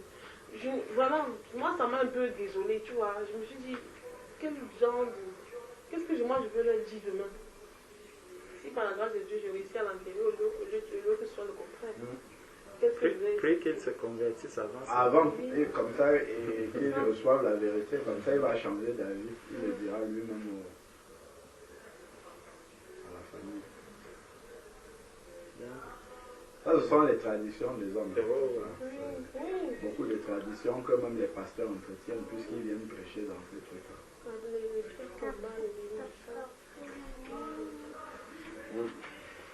On écoute Dimitri. C'est bien qu'il a convoqué l'assemblée sur mon frère. Oui, mais frère Georges, tu as de parler, non? Je ne sais même plus là où j'étais. L'engagement de bonne conscience, ça c'est ce que j'ai retenu dans 1 Pierre chapitre 3. Et le cœur qui doit être touché, non la tête. Oui. Voilà. Donc, c'est vraiment pour montrer que, voilà, tout ce que nous avons à faire, nous devons le justifier, comme tu le disais tout à l'heure, avec la parole de Dieu. Donc, tout ce qui est écrit dans cette parole, quand je lis quelque chose, je le prends pour la vérité. Même si quelqu'un vient me dire le contraire, il faut exactement que je lui demande, montre-moi là où c'est écrit. Premier principe, les hommes vont te dire que la Bible se contredit. Faux. Oui, ça c'est quelque chose qu'on dit tout le temps. Faux. Ça, on le dit, mais Voilà. Si Si quelqu'un te sont le dit, dites, les évangiles ou bien les phrases peuvent être dites de façon différente, mais en ayant une seule explication. C'est-à-dire, il peut avoir une phrase qui est libellée d'une autre façon, mais qui veut dire une seule chose. Même dans les Bibles, même ta Bible, là, celle-ci, si on se met à lire, donc tu vas voir que peut-être si manger est à la fin, dans certaines phrases, dans certaines Bibles, manger est au début. Mais tu te rends compte que c'est la même chose, ça explique la même chose. Mais tu ne vas pas voir qu'ici on explique. Je vous dis que j'ai déjà lu ça. Facilement. la Bible ne se contredit pas du tout. Amen. Donc, au contraire, tous ce qui est écrit dans la Bible vient compléter ce que tu as déjà reçu. Donc, tu vas lire ceci à tel endroit. Quand quelqu'un te prend un autre verset qui parle du contraire, reprends, s'il t'a dit, par exemple, Jean, verset 18, Jean 4, verset 18, recommence tout au début. Amen. Tu vois un peu. Au lieu de t'arrêter juste au verset 18, reprends tout au début. Et là, tu vas comprendre dans quoi est-ce que il est, le contexte dans lequel il est en train de dire telle ou telle chose. Et si tu comprends justement ce verset, tu verras que ce qu'il est en train de dire dans ce verset, en fait, il confirme plutôt ce qui était dans le verset où il te dit que c'est la contradiction. Je ne sais pas si tu vois. Donc, s'il te dit que l'homme, il commence à te dire que l'homme qui a cru en Jésus-Christ est sauvé. Le premier verset te le dit. Par la suite, il te dit que tu as cru en Jésus, mais tu es perdu. Va tout au début. Ça va par exemple, commencer à te mettre, à te dire que celui-là a rétrogradé, il est tombé dans le péché, il est tombé dans l'adultère, maintenant, il a cru en Jésus, mais il est perdu. Tu vois un peu? Et ça va faire toute la différence que si tu prends juste les deux versets, celui qui a cru en Jésus est sauvé, celui qui a cru en Jésus est perdu, on te dit, tu vois la contradiction. Pourtant, il n'a pas lu dans quel contexte est-ce qu'on dit que celui-là est perdu. Parce que ce n'est pas simplement le fait d'être baptisé qui signifie déjà que tu es sauvé. C'est le début donc de la marche. Et ça, il faut pouvoir l'expliquer maintenant à la personne. Et là, quand la personne va le voir, il dira. Il n'est pas dit que aussi parce que tu es baptisé et que tu vas continuer à vivre ta vie de débauche, de machin, que une fois baptisé, tu es déjà sauvé. Tout à fait. Donc, il faut maintenant persévérer sur le chemin étroit. C'est pour ça qu'on parle.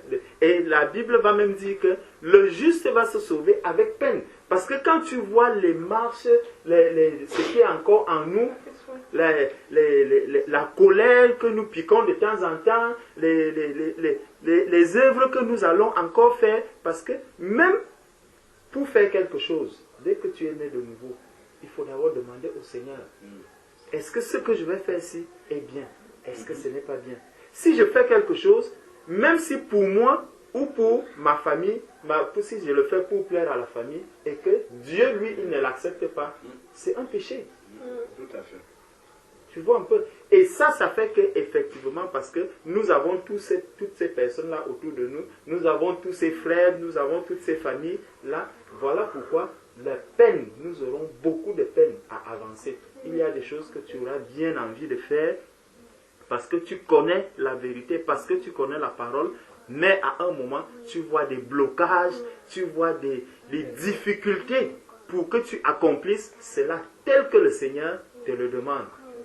Et parfois même, tu as de la souffrance, même quand tu dis non à quelqu'un, mais intérieurement, tu souffres. Oh, tu ne devrais pas souffrir. Oh, tu ne devrais pas souffrir parce que tu sais que là, je fais la volonté de mon Père, je fais la volonté de Dieu.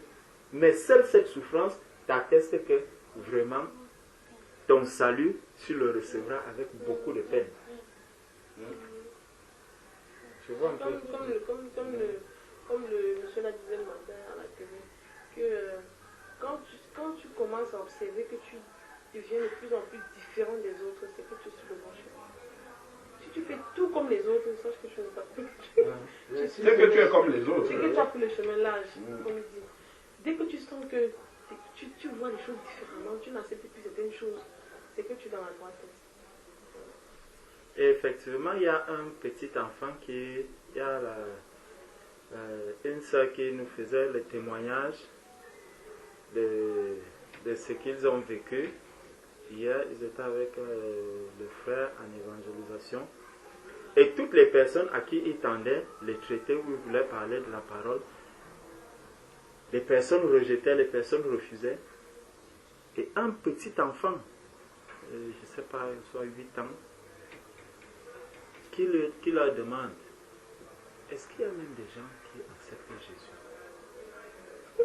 Il demande à qui? Il a demandé au frère qui était en train d'évangéliser, est-ce qu'il y a même des gens qui acceptent Jésus? Et justement, sa mère est convertie. Et le frère lui dit, donc, regarde la femme qui est là, qui porte le bébé, elle a accepté Jésus. Donc, il lui montre donc sa maman, que ta maman, et c'est là où le petit, c'est le fils de la sœur Amandine. Donc, c'est là où le petit dit, quand moi aussi je serai grand, je vais accepter Jésus. C'est pour nous montrer vraiment que le chemin qui est large, le chemin que tout le monde emprunte, non, c'est le chemin de tout le monde emprunte, c'est lui qui est facile. Voilà, c'est le chemin de tout le monde. Le chemin étroit, il y a très peu de personnes. On commence à te stigmatiser. Parfois, si tu te retrouves en train de dire un truc, après on demande, mais c'est comment tu... Il y a dans les églises. Mais... Dans les églises. Non. Et si tu entends, Il y a écoute, il y a des choses que tu te surprends. En tout cas, moi, il y a des choses que je me surprends en train de dire non, tu ne dois pas, ou c'est pas normal.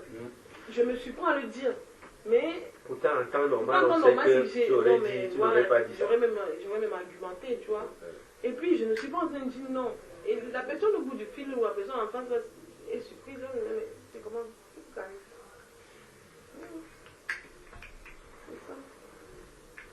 Mais il y a, je sais pas, je me rappelle pas si c'est un verset ou c'est un enseignement que j'ai reçu, on disait que si tu réunis le Seigneur en public, le si tu réunis en public, ça, il y a un verset comme ça. Il y a un verset qui le dit. Donc parfois, j'ai envie de dire un truc, j'ai peur des regards des autres, et du coup j'ai envie de faire semblant. Et la petite le voit là, me dit, quand tu viens régner l'homme là ici, là, il va te faire parler. Ça me traumatise. Je sais que c'est dans les évangiles. Tu vois, Moi, j'ai cette expression de parce que parole là. tu vois, tu es en train de causer Quand avec quelqu'un. Jésus avait senti la faim arriver et qu'il parlait avec ses disciples, et certains disaient, moi je ne pourrais pas te jamais fait régner. Il a dit, il a dit avant que le coq ne... oui. Il avait dit quoi? Et avant que le corps ne change 3 fois, tu m'auras déjà régné. Après, il a dit à un autre truc, à un autre. Non, il y a même un passage qui le dit clairement que celui qui me régnera devant les hommes, moi aussi je le régnerai devant mon Père. Voilà, Oui, c'est ça, voilà. c'est ça. Et donc, ça m'arrive souvent, donc, tu vois, des choses se passent, parce que je ne veux pas dire aujourd'hui que je suis clean. Ce ne serait pas honnête. Mais il y a des choses sur les points, sur lesquels, parce que je me suis, tu sais, au début, je me disais souvent, je disais que j'avais peur de me lancer, parce que je me disais que je ne suis pas propre. Comment est-ce que du jour au lendemain, je vais supposer être un enfant de Dieu? Peut-être qu'il faille que je travaille dessus quand je serai... Mais non, tu m'as expliqué que non. Tu demandes pardon à Dieu, il va te donner la force d'avancer. C'était ça, non? Amen. Donc, ce qui fait qu'il y a des jours où je suis face à une situation, face aux autres. Je sais très bien ce que je dois faire. Mais le regard qu'on va me porter me frustre et souvent je me mets à faire semblant, tu vois. Justement, je me rappelle de la petite phrase là qui dit tu me réuniras. Justement, il faut commencer à travailler dessus. Il faut comprendre que quand on est né de nouveau, parce que, bon, le message que lui a reçu, qui vient de recevoir, c'est vraiment le message de quelqu'un qui veut s'engager.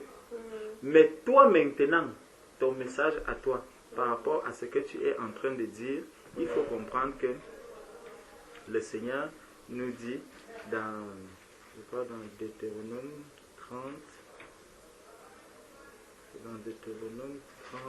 verset.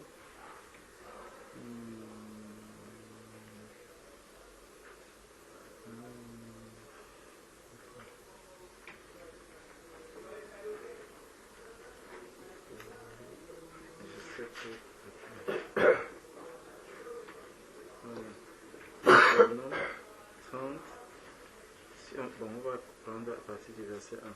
Lorsque toutes ces choses t'arriveront, la bénédiction et la malédiction que je mets devant toi, si tu les prends à cœur au milieu de toutes les nations chez lesquelles l'Éternel ton Dieu t'aura chassé, si tu reviens à l'Éternel ton Dieu, et si tu obéis à sa voix de tout ton cœur et de toute ton âme, toi et tes enfants, selon tout ce que je te prescris aujourd'hui, alors l'Éternel ton Dieu ramènera tes captifs et aura compassion de toi. Si on regarde, on va continuer par la suite.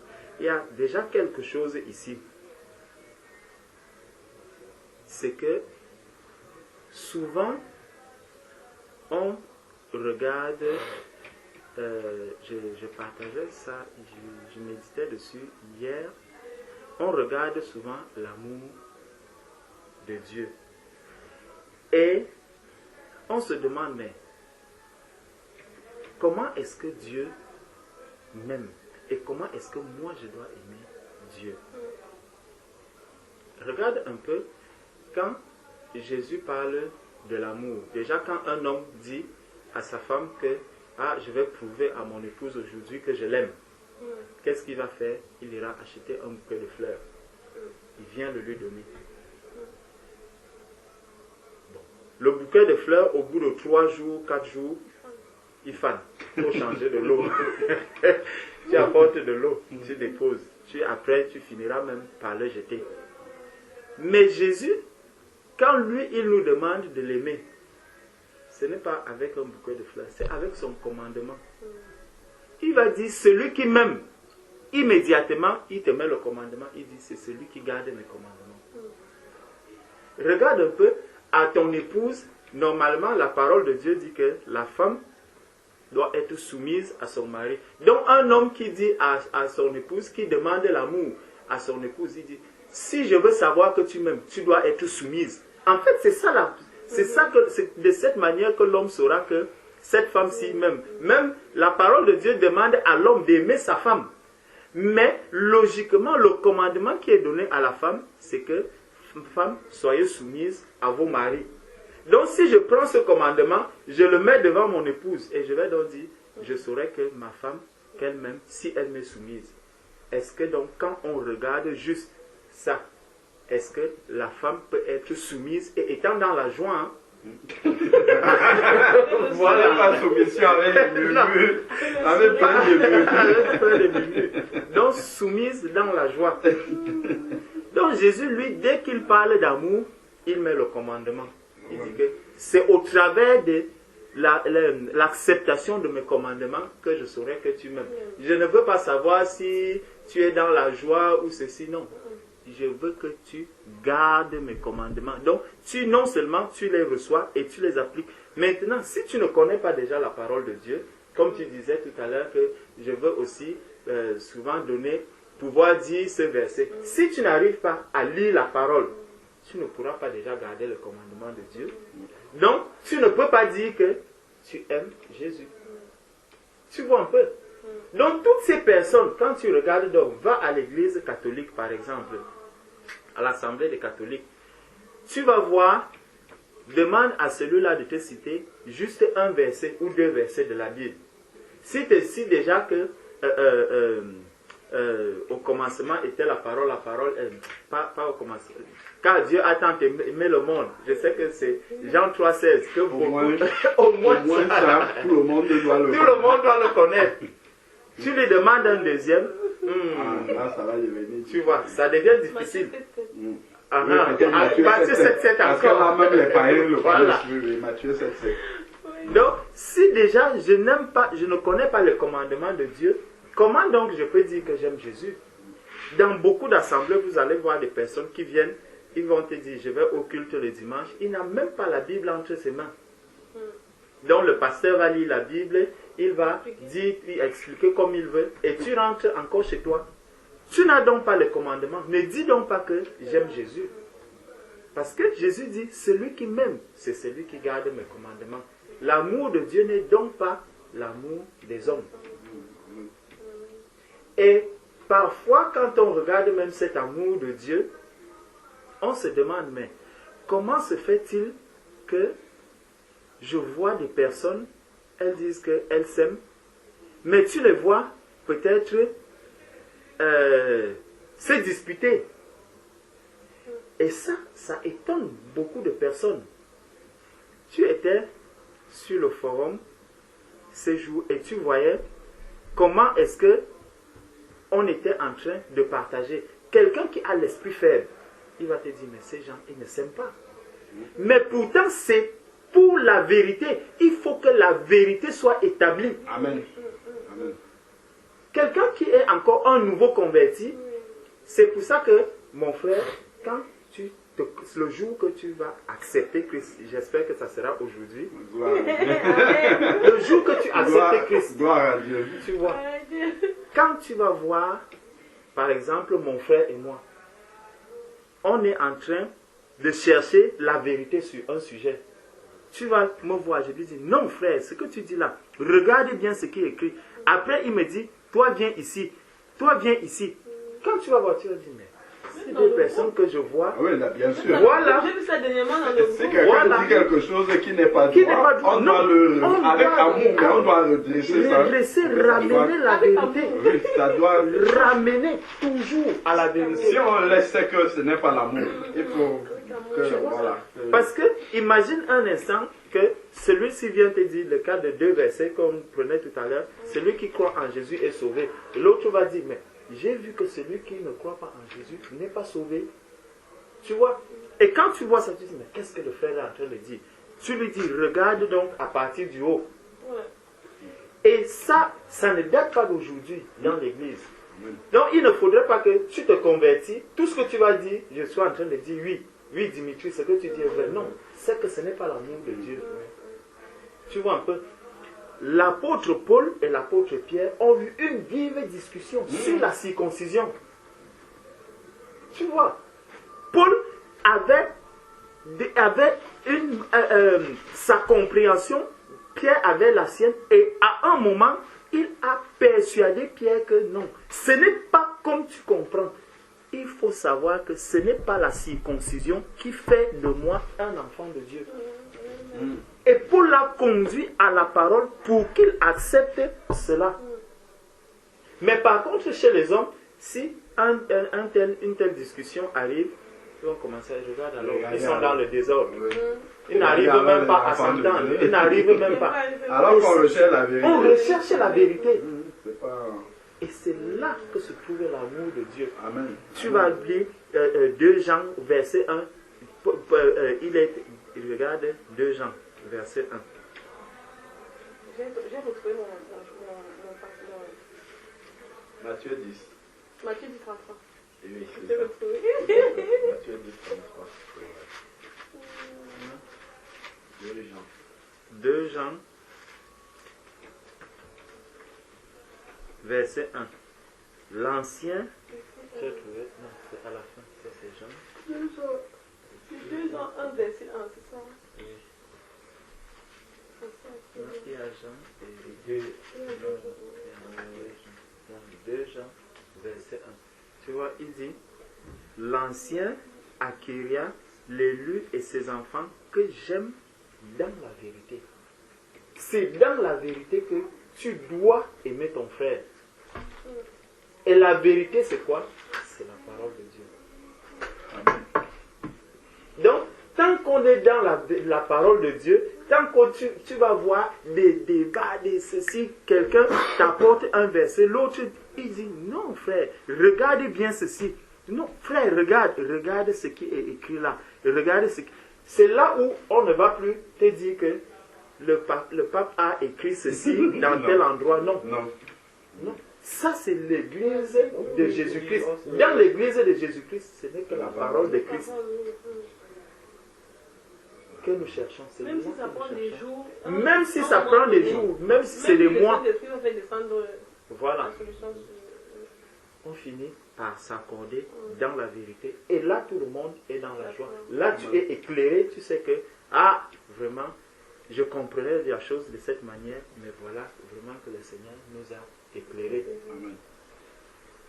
Donc, c'est vraiment ça qu'il faut comprendre. Dieu nous aime avec les commandements du Seigneur. C'est là qu'il reconnaît que lui. Amen. Amen. Est-ce qu'il y a encore des questions? Non, j'ai pas de questions. Voilà, c'est C'est clair. déjà après mon rendez-vous, donc il faut qu'il y ait... En Samarie, lorsque des personnes ont cru, donc l'apôtre va venir pour poser les fondements, pour expliquer aux nouveaux convertis, voici les bases de la marche chrétienne. Vous devez savoir ça. Il pose les fondements. Bon, l'évangéliste, c'est quelqu'un qui a reçu une grâce particulière du Seigneur. Le Seigneur a vraiment déposé dans son cœur un fardeau particulier pour les âmes. Et donc, lui va impulser ça dans l'église pour que tout le monde puisse partager ce fardeau-là. Et donc, il va souvent exhorter, encourager les enfants de Dieu à aller partager la bonne nouvelle. Il va lui-même, initier des, soit des sorties d'évangélisation ou ainsi de suite. Comme on peut voir Philippe l'évangéliste, là on a lu dans Acte 8 qui est parti en Samarie et qui a commencé à prêcher. Et on voit comment Dieu va confirmer avec les signes, les miracles, ainsi de suite. Et il va commencer le travail de fondement, mais ce sont les apôtres qui vont venir vraiment poser la base. Donc ça, c'est comme ça que l'évangéliste, donc c'est l'évangéliste en général qui commence le travail avec d'autres enfants de Dieu. Ensuite, les apôtres vont poser les fondements. Maintenant, le docteur est celui qui va, il ne va pas se limiter juste au grand principe de la parole de Dieu qu'on peut voir dans Hébreux 6, donc ce qu'on appelle les doctrines. Il ne va pas juste se limiter à ça. Lui va entrer maintenant dans les détails, le docteur. Il peut prendre un verset, il va prendre un mot, il va te décortiquer ce mot-là, le mettre en relation avec les autres versets pour qu'on comprenne le plus profondément possible vraiment l'explication de la parole de Dieu. Ça, c'est le rôle du docteur. Le pasteur, maintenant, lui, il va reprendre l'enseignement et il va vous montrer comment le mettre en pratique. Et il va vérifier maintenant, enfin pas vérifier, mais il va vous accompagner dans cette mise en pratique-là. Donc c'est quelqu'un qui va souvent aller voir les gens en privé, savoir comment est-ce qu'ils avancent dans la mise, est-ce que vous avez des blocages, est-ce que vous avez des questions, est-ce que vous arrivez à mettre en pratique, ainsi de suite. Et vraiment, lui, il sera dans le concret, en fait, la pratique, passer de la théorie à la pratique. Bon, le prophète, c'est quelqu'un qui va souvent recevoir, en fait, des directives du Seigneur sur l'état dans lequel l'Église est en ce moment. Qu'est-ce que Dieu pense de notre marche collective dans l'Église? Et il va apporter ce message dans l'assemblée et il va appuyer avec la parole du Seigneur et exhorter peut-être dans le chemin que le Seigneur donne. Donc voilà un peu pour les 5 différents ministères. Donc, dans 1 Corinthiens 12, il va dire dans l'Église, le Seigneur a appelé premièrement les apôtres, et ensuite ceux qui ont le don de miracles, ainsi de suite, comme on peut voir. Donc en fait, ce qui veut dire que dans l'Église, en fait, il y a un collège de, de frères qui ont reçu un appel particulier de Dieu et qui doivent mettre ces appels-là à la disposition de l'Église du Seigneur.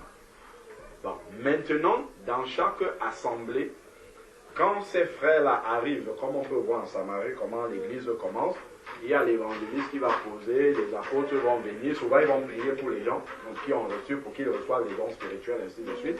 Donc, après, maintenant, le docteur va venir, va descendre pendant un certain temps, vraiment dans les profondeurs de la parole. Le pasteur va veiller, souvent il va rester là sur place, veiller à la mise en pratique. Et maintenant, eux, ils vont discerner au milieu des frères qui sont convertis, ceux qui ont, une grâce particulière du Seigneur, qui ont un bon témoignage, comme nous dit Timothée, un bon témoignage, qui élèvent bien leurs enfants sont croyants, qui ont un bon témoignage au milieu des frères, et on va les désigner comme étant des anciens, ce que la Bible appelle des évêques. Donc c'est eux qui vont rester sur place et veiller à la bonne marche. En fait, c'est les surveillants du troupeau, si tu veux, qui vont veiller à ce que déjà, s'il y a des débordements, ils vont recadrer tout le monde pour que les choses avancent toujours dans le sens de la mise en pratique. Souvent, les anciens vont rester avec le pasteur pour veiller à ce que l'Église marche de la bonne façon, tandis que les autres ministères sont un peu ambulants, si tu veux. Donc, il va aller là-bas, il peut rester le temps qu'il faut pour poser les fondements pour les apôtres, ainsi de suite. Après, il se déplace. Le prophète, il reçoit, comme on peut voir, prophète Agabus dans Acte 21, il reçoit une parole pour Paul, il va se déplacer de la Judée